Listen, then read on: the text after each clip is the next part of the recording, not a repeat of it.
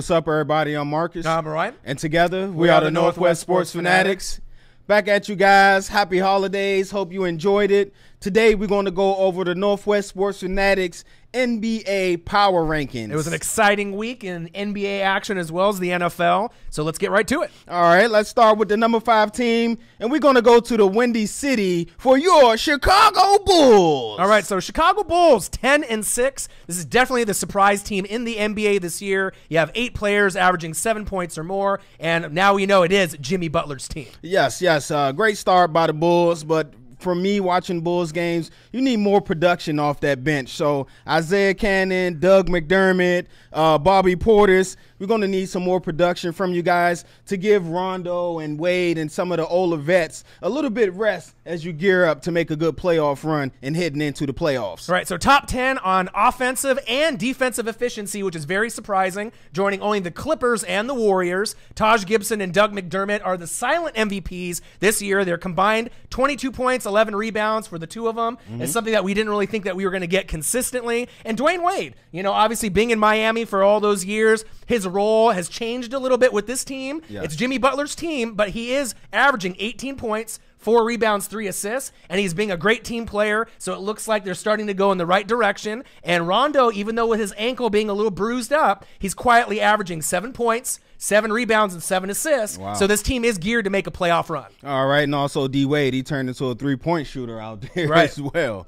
All right, so let's go to our number 4 team, and we're going to go out to L.A. to talk about the Los Angeles Clippers. All right, so 14-4, you went on a 2-game skid, so we have you scaling back from number 1 and number 2. You're still number 3 in defensive efficiency, so even though you got stomped on by the Pistons and the Pacers, no worries, Clipper fans, you're going to be right back in it. Yes, like you said, I mean, it's the rigors of a 82-game schedule. You're not going to win all 82 in a row. You're going to have a little bumps and bruises, but the key is on how you recover from those bumps and bruises and those losses. But I want to talk about Mr. Austin Rivers. Your dad chose to re-sign you in the offseason. He gave you a hefty raise at $11 million per year. But $11 million per year, you're only averaging 7 points, 1 rebounds, and 2 assists. I think I signed up for the wrong job. Right. So he's keeping money in the family since obviously Doc, his dad, is the head coach. So he definitely needs to improve his numbers. But there are some people on the team that have been playing pretty solid. You got 5 players averaging 11 points or more per game. DeAndre Jordan, Jamal Crawford, Redick, CP3, and Blake Griffin. Okay. So they still have the core. They're still playing well. And they do play the Brooklyn Nets tomorrow. So that should be definitely a beatdown to get them back on track. All right. And let's go to the number 3 team. We're going to go to the Alamo and talk about the San Antonio Spurs. All right. So 14-3. They are the 5th team in history to open 10-0 on the road and the only team to open 10-0 on the road and win all games by 5 points or more. That's a amazing stat, 10-0 on the road. The defense, it hasn't been the best that we've known the Spurs to be. They're only 14th in the NBA in defensive efficiency, and that just goes to show you how good they are when you're in the middle of the pack and we're saying you're slumping. 14th isn't bad, but look out for Mr. Davis Bertans. He's one of those stats European players that the Spurs always got one up their sleeve. Last week, he played a total of 34 minutes. He scored 36 points, so look forward to him giving them additional firepower coming off that bench. Right, and Kawhi Leonard, we talk about it every time when we talk about the Spurs. He's 25 years old. He is the most elite small forward besides LeBron James, King James, in the league. Yes. 25 points per game, 6 rebounds, 3 assists, with a lot of wiggle room to get better.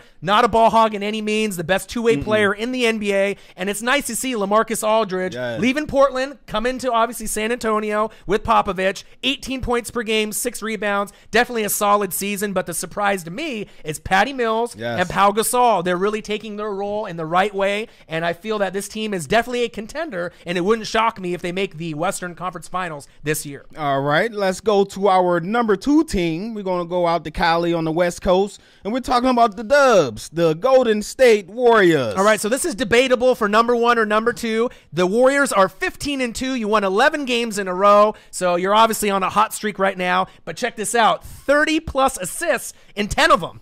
That's the longest streak in the shot clock era, beating who? Showtime Lakers with Magic Johnson. Man, like you said, that 30 assists a game in 10 straight games, that's awesome. They're also on pace to be the first team to average 31 assists per game. Wow, that's a lot of assists. And right now they're currently averaging 118 points per game, which will be a Golden State team record. You have to go all the way back to Run TMC, Chris Mullin, Tim Hardaway, Mitch Richmond, to where they average that amount of points. Right, and some shocking stats with all those assists and the points that they're giving. Kevin Durant playing fantastic, right? You're number 2 in block shots, which is without really a big rim protector playing, game in and game out. And you're number 7 in defensive efficiency. So just because they can run up and down the floor, fast break, and shoot all those threes, they are better than people are giving them really credit for. Durant is having an MVP year, 27 points per game. And check this out, his field goal percentage is 63.8. Now, if he can hold that up for the whole NBA season, that would be the highest in NBA history for the field goal percentage for one player averaging 25 points per game or more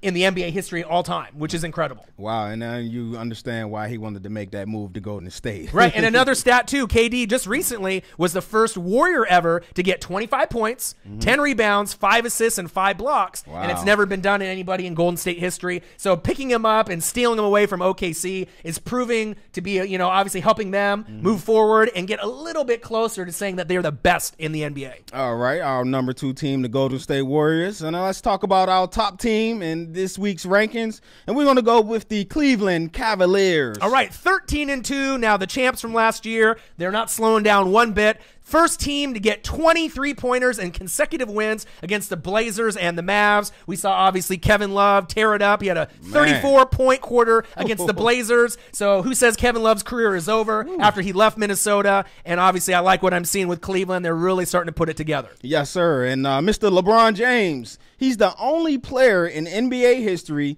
to rank in the top 10 in points and also in the top 20 in assists. So we are witnessing greatness. Right, and he only needs 5 more assists to pass Hall of Famer from the Celtics, Bob Cousy, to be 16th all-time. So who says that big man can't pass? He's proven that at 6'8", 240, that he's one of the best in the league. Obviously with James Harden, going to point guard. Imagine if they put LeBron at point guard, in certain situations, he could be getting the same type of numbers. Now check this out. LeBron had 45th career triple-double, passing who? Russell Westbrook, who obviously 6th all-time. James has 3 this season already, which is amazing, and Westbrook is number 1 in the NBA this season with 7. So this team is really starting to push forward. The East is a little bit weaker than the West. We obviously can see that. And the only concern that they really have is backup point guard. So Matthew Dellavedova, right, played awesome for him last year, and now he's on the Milwaukee Bucks. Mo Williams surprisingly retired. So now there is a need for a backup point guard to give them that cushion as they go to that playoff run. Names to look out for: Brandon Knight is rumored right now, as well as Mario Chalmers. So wherever LeBron goes, Mario Chalmers is kind of in the mix. Now he did have a torn Achilles, and so he's waiting to get picked up. So if they get him on the cheap, it'll be for the minimum, but they are looking for some help at the point guard position backup role. All right, so there you have it, the Northwest Sports Fanatics top NBA teams.